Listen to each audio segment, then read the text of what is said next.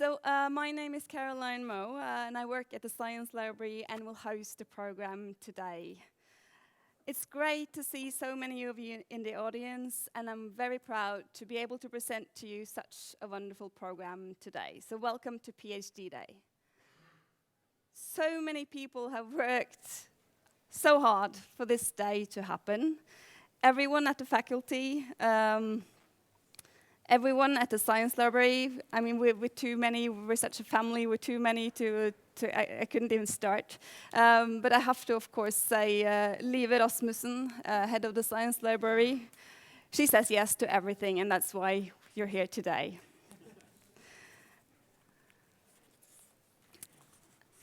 As some of you may have recognized, there is a poster exhibition in the eastern part of the foyer, where you can see quite a representative cross-section of the research that's going on at the faculty. And I really love the idea that you can put all the research that's going on at the same place, represented by the PhD candidates and not the professors. I mean, the PhD candidates, those are the people who actually do the real work, isn't it? Don't you agree? Anyway, this morning we had a poster session, and the jury has been working very hard to select the best poster.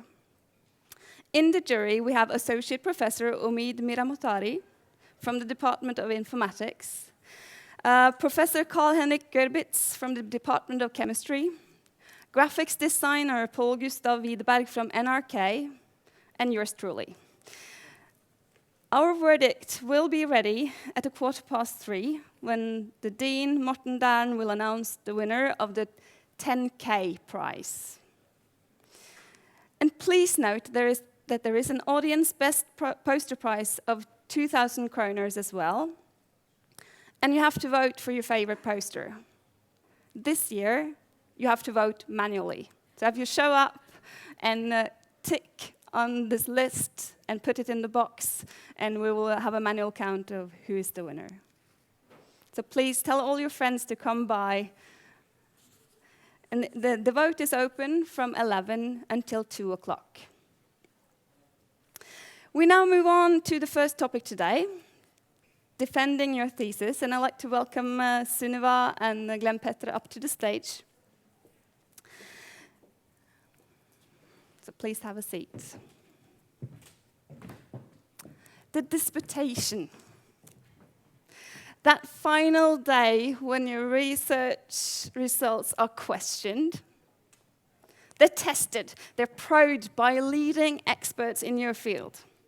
And on the webpage of the faculty, it says, when the thesis has been approved by the Dean of Studies, the trial lecture and the public defense can be held. So this is the key content of the day some of the PhD candidates actually dread from the day they signed the contract. The trial lecture and the public defense. The trial lecture is a 45-minute lecture on a topic that you are supposed to know next to nothing about. You get the topic 14 days ahead, and then you have to find a book in the library, perhaps, or some articles online that are provided to you by the library. I say no more. The purpose of the trial lecture is to test the PhD candidate's ability to convey research-based knowledge outside of his or her specialist field. And we discussed this topic, actually, on the first PhD day in 2014. So that's why we this year chose to focus on the second part of the day, namely the public defense. So the thesis defense usually takes place in the afternoon. Around 1:15 is the norm at mathematics department. And the webpage reads, the public defense is an open event where a PhD candidate publicly presents and defends his or her completed doctoral thesis to two critical opponents from the expert adjudication committee. Indeed, it sounds quite intimidating. So to demystify and to get some inside information, we invited super-supervisors, Glenn-Peter Sætre from the Department of Biosciences and Sunniva Siem from the Department of Physics to explain how they prepared their students for the big day and the thesis defense in particular. Glenn-Peter Sætre, he's a professor at the Center for Ecological and Evolutionary Synthesis, and his research interests are speciation, hybrid zone dynamics, mate choice and sexual selection, signal evolution, genetics of adaptive evolution, and diversification. Yep. Sunniva Siem is professor in nuclear and energy physics. Her academic interests are nuclear structure, gamma-ray spectroscopy, level densities, radioactive ion beams, nuclear shapes, collective excitations, Coulomb excitation, and lifetime measurements. At least that was it says on your webpage. I think you have good interest. They both have in common that they have actually thought about how their students should prepare for the defense. Make sure that your supervisor has done that too. And, in addition, they both have very successful candidates. So the first question today goes to Sunniva. Let's go back to when you defended your thesis. When did you do that? It was 2001. 2001. Okay. So it's still this century, not last. No, I felt quite prepared. So were you nervous? Well, until the last day, I felt quite prepared. I gotten the topic. I couldn't wish for a better topic because I had medical applications of nuclear physics, radiation treatment. I had interviewed my grandmother who had radiation treatment 60 years ago, so I could have, how it was then and now. And so I felt really confident until the morning of the defense.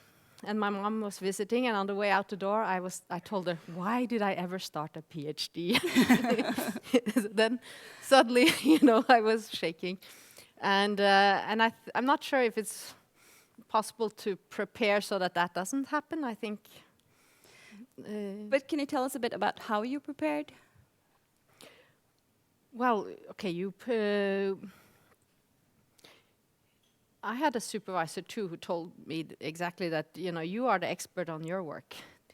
And that was sort of comforting that actually I've done this work, so they can't possibly know more about it than me. So that was helping a little, but we read. So you had someone who could increase your self-esteem somehow and your confidence in yourself and what you could do. Okay, so that's point one, people. So good. I want you to ask you the same, Glenn-Peter. So how did this day go for you? Yeah, it was an interesting day.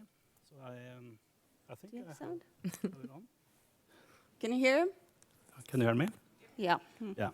So I thought I had prepared really well. So I had attended other PhD dissertations, and I knew that I was supposed to give a trial lecture and then be questioned about my thesis. So that was what I prepared for.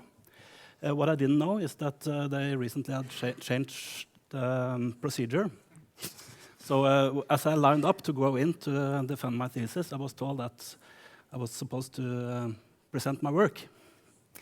And I hadn't prepared anything.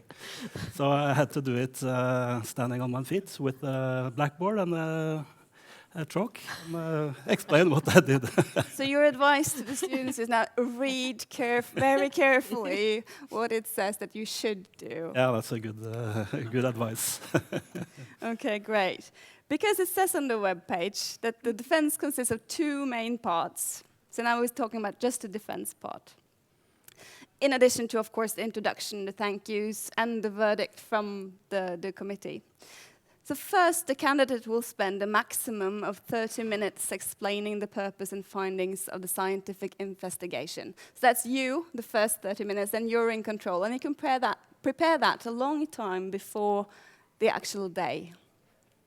The second part of the defense is where the opposition and the disputation begins. So this is where you will have a conversation with the opponents. The first opponent, so one of the people in the committee, will put the candidate's work into an international academic context for a maximum of 10 minutes. And then, after this introduction, the two opponents will ask questions that the candidate should answer in order to defend their thesis. And then there is the chair of the defense will open up for questions from the audience. That rarely happens, but you have to be prepared for that as well. So that's sort of sketching the defense. So could you tell us a bit about what would you say are the main challenges for the candidate during a defense? I'll go to Sunniva first. Well, as you said, the first part you can prepare long in advance. So this, you should be in control, and you should also help you be less nervous, I guess. And you get to show that you've done the nice research you've done. So I would recommend to really, don't wait to the last minute to prepare this. Anything in the second part that you would? The second part, okay, well, you want how we train for that? If this is well, actually, I think that the training for the defense starts when you start your PhD.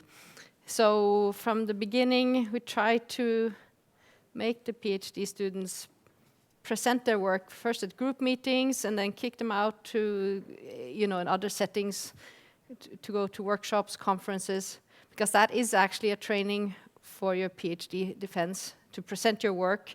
And the kind of questions you get when you present your results at a conference or workshop, that's the kind of questions you also can expect at the thesis defense. So it really is preparing you for your thesis defense. So trying to give them as many as possible opportunities to present their work and defend it during their work. I think that's a very good preparation. And how about you, Glenn-Peter? So I agree on that. I think, though, that it's kind of special, this PhD defense, because it's a long discussion. Often when you give a talk, it's just one or two questions, and you're off the hook. Yeah, exactly. So I think maybe we could be better at having situations which are a bit more similar. At our department, we have tried to do something something of it. We have a student seminar each year, where PhD students and also master students present their work, and where all the professors are attending and are asking critical questions. I mean, it's kind of like an ordinary workshop or a seminar, but at least we have tried to formalize it at our department. So you try to set up this trial defense, really, that you have a test defense. Yeah, within our group we do that. So the people in the group are preparing questions, and we are asking critical questions about the work, etc., to kind of mimic the defense. And I think that's a good preparation. Yeah. So would you say that that's the best thing that you could do in the preparations for? I would say so. If you can, within your research group, organize trial defense, I think that's a very good way of preparing. Yeah. So when you say prepare that, then you just test it out. But as I started with, what are the main challenges that you tend to see over and over again that the students struggle to handle? In the defense situation? In the defense situation. Yes. Well, we also have this trial or mock defenses, and usually more than once, but where people prepare. And I have a list of kind of questions which have a tendency to appear. So have you attended defenses and actually made notes of the questions? I make notes during defenses. Well, in our field, of the questions. So ask your supervisor for that list. And so that they can train on these questions. One of the things that I often see is that when the opponents try to ask a simple question, the students usually go quiet and they think it's a trick question or something, and then they go completely quiet. But it's actually, if it is a simple, maybe it really is. Just answer it as they're not there to trick you. But that's. surprising how those simple questions usually is when the candidate they can has a hard time or let's say overthink it. All these details of all the theory and the experiments and whatever they've done for their own work, usually the answers come like that. So whenever I attend such things and the simple question comes and I see that the student is really trying to figure out this really advanced answer to that question, also I feel all the time about that awkward silence that you get.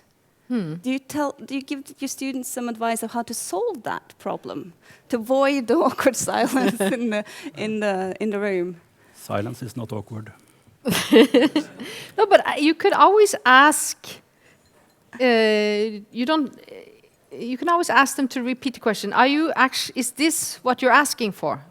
You know, are you really asking for this? And then they can say yes or no. I mean, so you could just and maybe even sort of reformulate it and move it on to something that you know more about. Yeah, and it is. You know, you will get a question on your defense that you can't answer.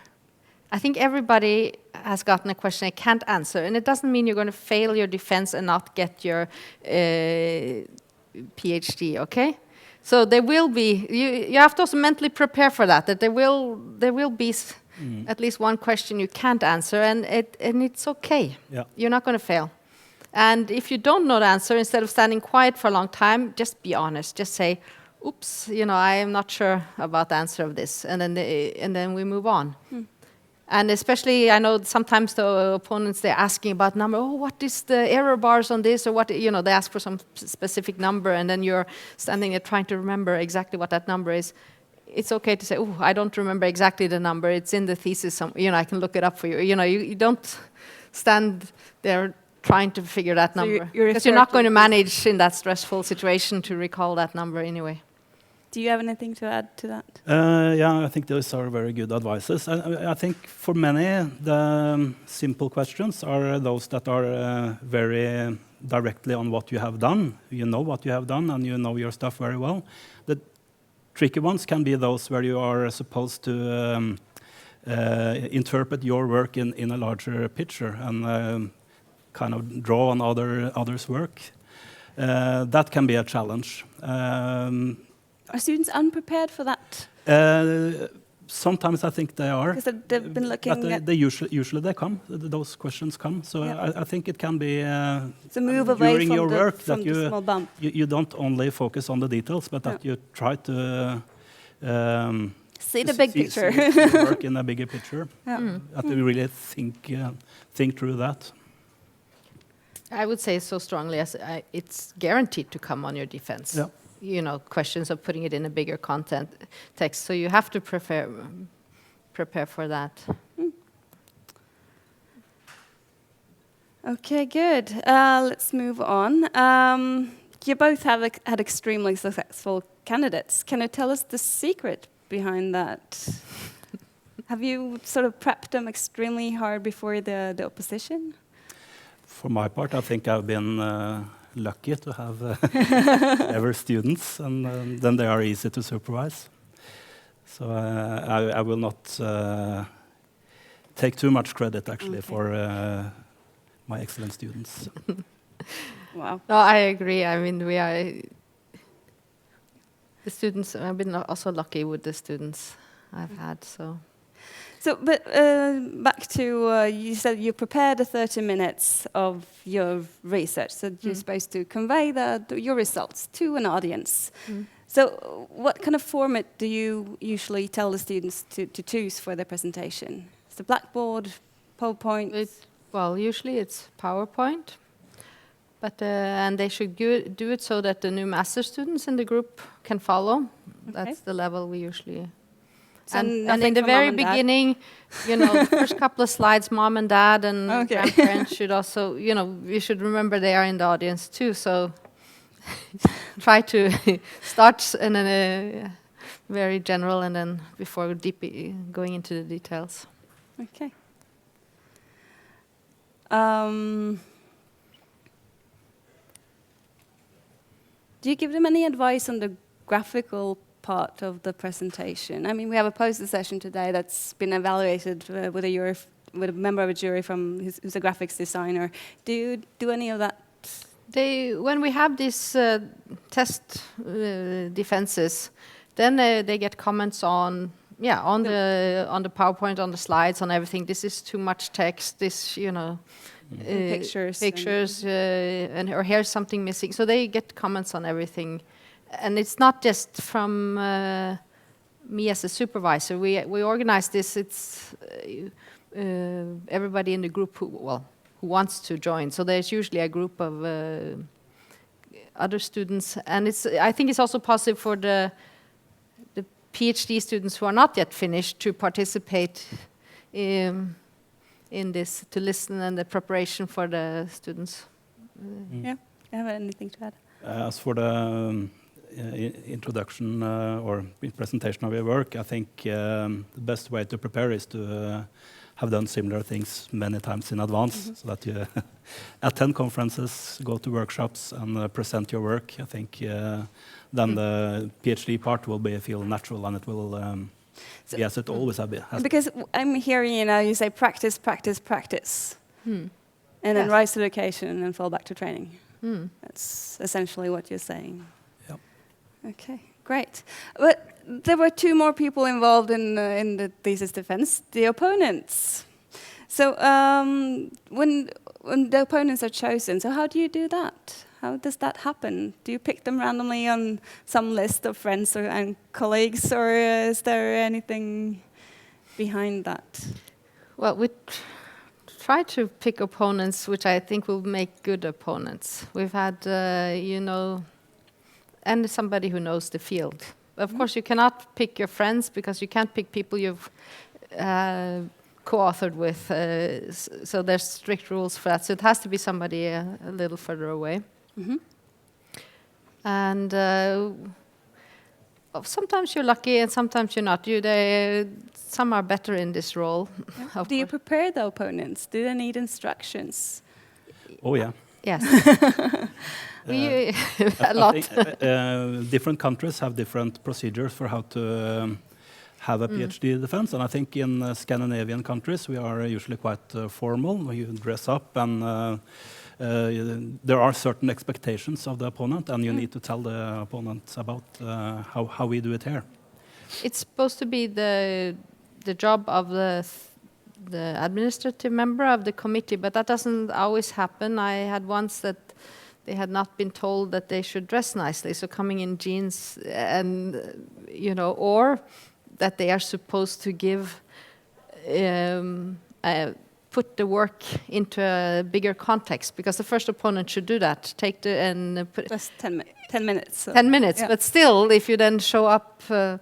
So I usually take them out for dinner the evening before and talk them through what to expect, because especially in Germany and England, they have a very different kind of thesis defense, where it's more like an exam where you could get any question in my field of physics, so any physics question, and not so much about your thesis. So, of course, you have to explain them that in Norway, you're defending your thesis, and the questions to ask are more, related to the thesis, more the kind of questions you would ask following a conference presentation, or you can go in detail, but.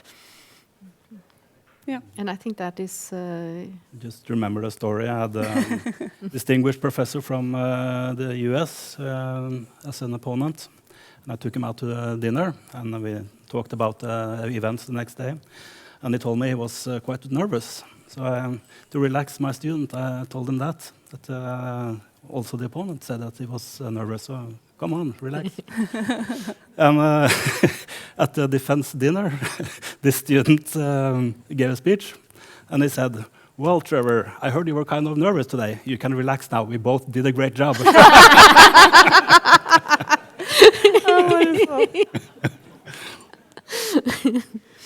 Yeah, you said that the opponents were nervous, but are the students nervous? Of course. Of course. Of course. Scary. So do you tell them something about that as a human-to-human sort of? Well, well, of course, we tell them that, you know, they will be nervous in the morning before. I think this trial lecture is a good thing because this you have prepared and you get to talk and you get less nervous.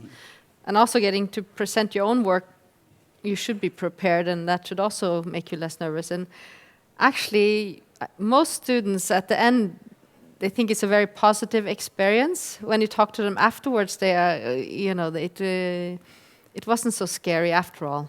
No, So the nerves are before, but actually most people enjoy, well, as much as you can enjoy this being interrogated. It's when you get going, most Yeah. people kind of because that's get more relaxed.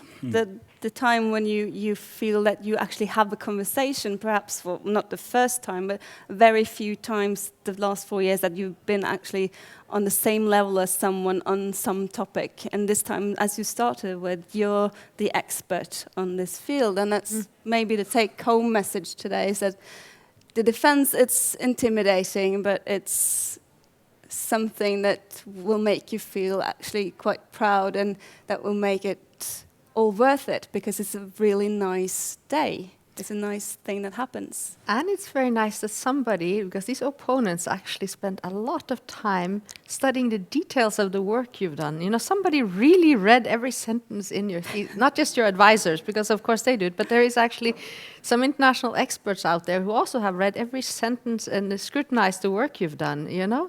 And well, usually you get a lot of positive feedback too. So it's a very nice day. You should be very proud at the end. I have to add one thing there, because with this, I mean, it's very specialized research that the PhD is. You feel most of the time that you're the only one who's interested in this, and that not many people read your thesis. And as you said, the opponents will read it, and your advisor will read it. But did you know that your thesis will most likely, unless there's some thing about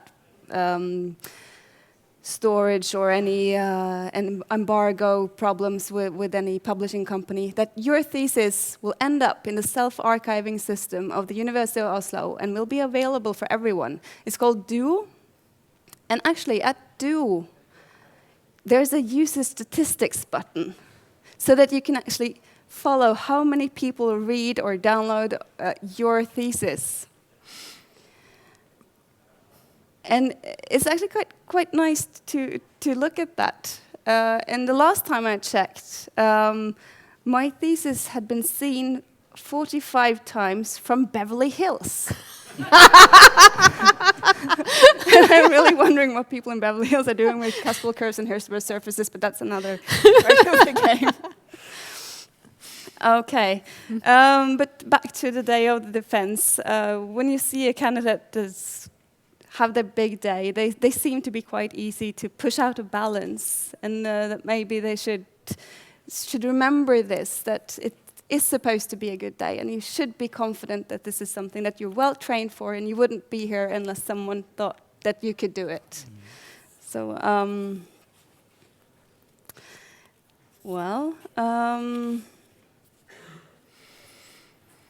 let me see. You have been invited here today because you actually prepare your students for the defense. And it may sound odd after this session, but we asked a few other supervisors at the faculty. We did do that. And most of them actually just said that, well, the students are having a sort of exam and it's up to them to prepare. So where did you get the inspiration to prepare your students?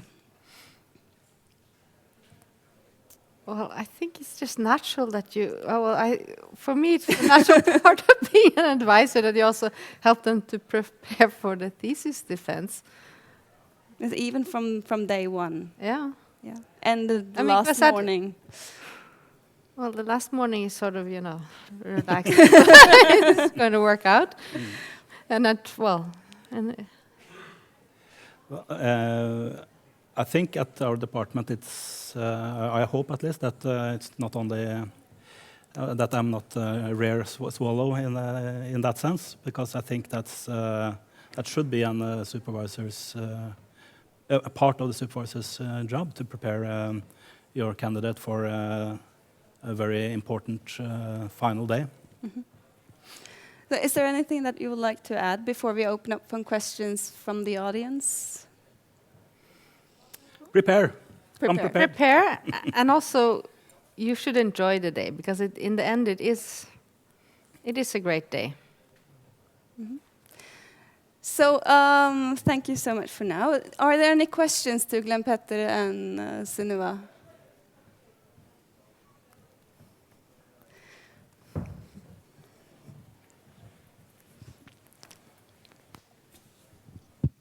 Thank you. Thank you for a very interesting conversation. I was wondering a bit about how you can sort of prepare well or way before your defense, because part of defending is sort of creating the thing you are going to defend. So are there any things you can do when you're writing your thesis to make it easier to defend it?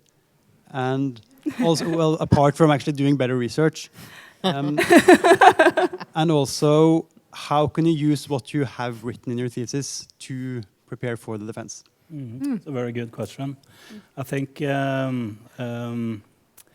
you should always strive to write clearly, that it's easy to understand what you are trying to convey, not use unnecessary technical jargon if it can be avoided.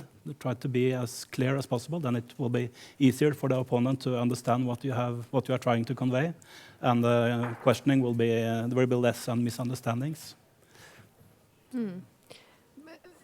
You say that it's hard to prepare before you have your results in a way, but part of the preparing is to stand in front of a crowd and talk about what you do. So you could, in the group meetings, you're discussing what after you've been there 6 months, you've done something. You can tell, what have I done so far? What are my plans?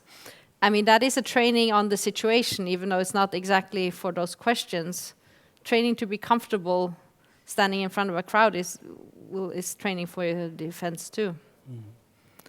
And when it comes to the writing, I had sometimes students who like to put a lot of theory in there, which sometimes isn't really relevant even to to what their specific topic is. And then I usually tell them, you know what, every formula you put in there, you have to be able to defend on the thesis. And that's a way of getting rid. Then they somehow, that's an easy way to make them remove some of these things which are not essential. Because everything you've written there, you have to defend. So you shouldn't put... Yeah, you have some control there. And your own work, and don't rely on others in the group who has contributed. I think they answered your question, Henrik. Are there any other questions in the audience?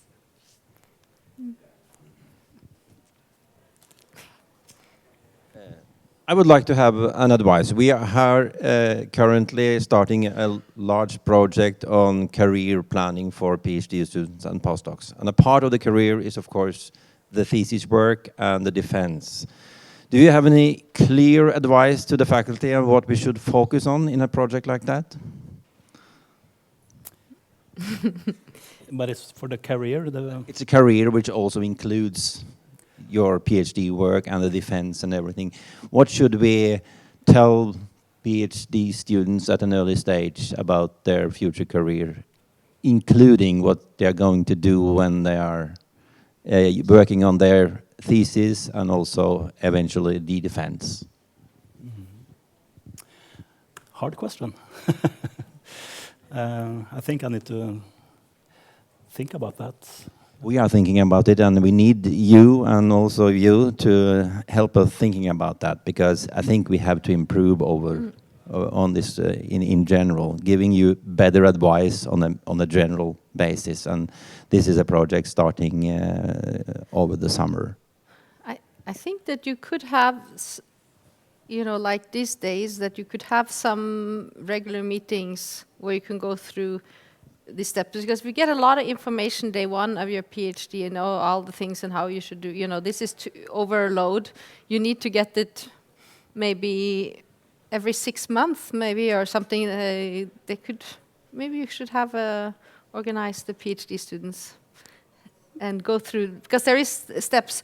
You know, you're not, the first year you're not worried about the defense and preparing for that. You have to get your results, and then you have to publish papers. And well, there's one advice, and that is to start writing right away, because everybody underestimates how much time it takes to write.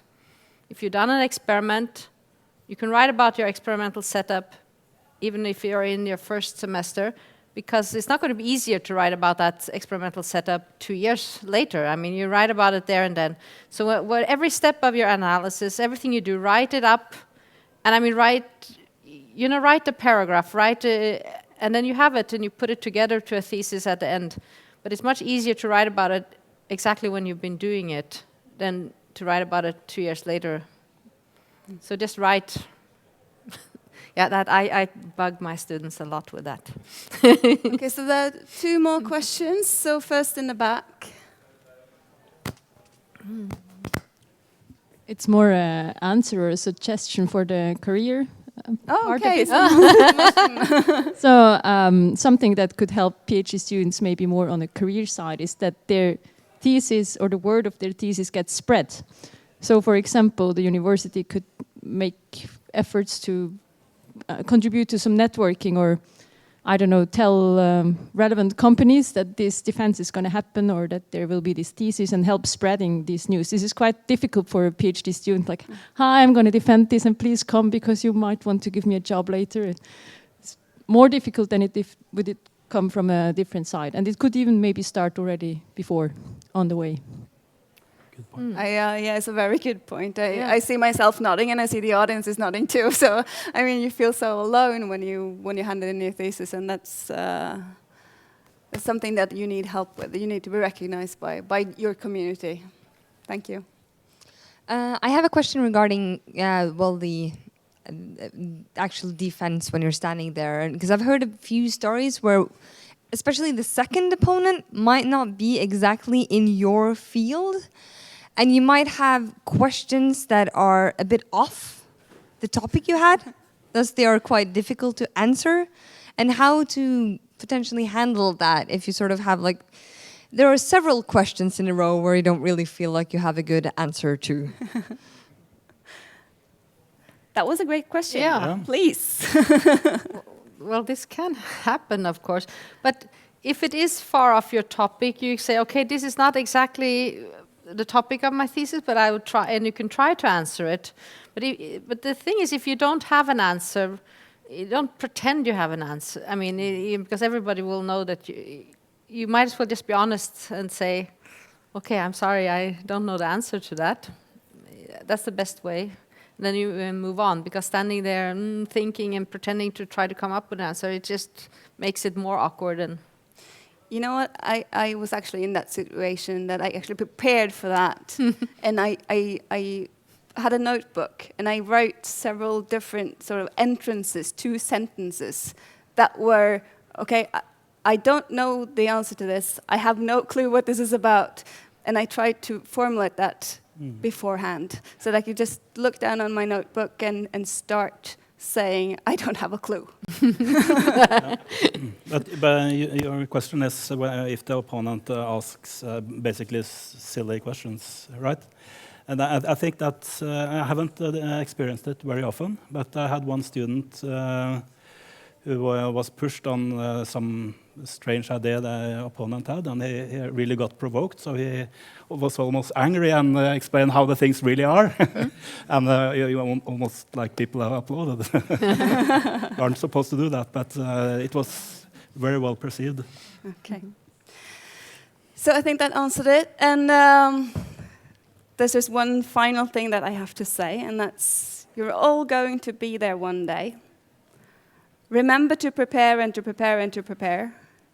And that is actually nothing to be nervous about. Well, it is slightly to be nervous about, but it's going to be one of the best moments of your life, because you're going to have a nice conversation with experts in your field. So good luck to each and every one of you. And I would like to thank you, Glenn-Peter and Sunniva, So I have to just go back behind here.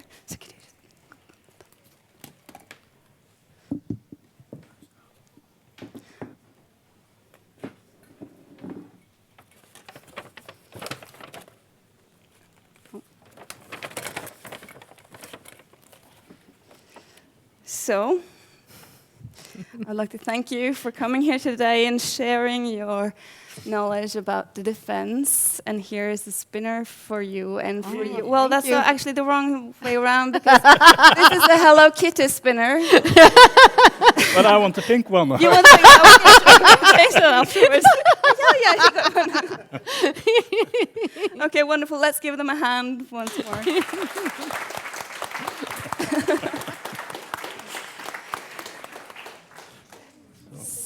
Thank you. Yeah, so thank you. So, now there will be a break on stage, and there will be lunch for the audience, for each and every one of you, at the end of the poster session in the eastern part of the foyer. We'll be back here at 1:45. Remember to vote for your favorite poster. The vote closes at 2 o'clock, and it's a manual system this year. So we'll be back at 1:45.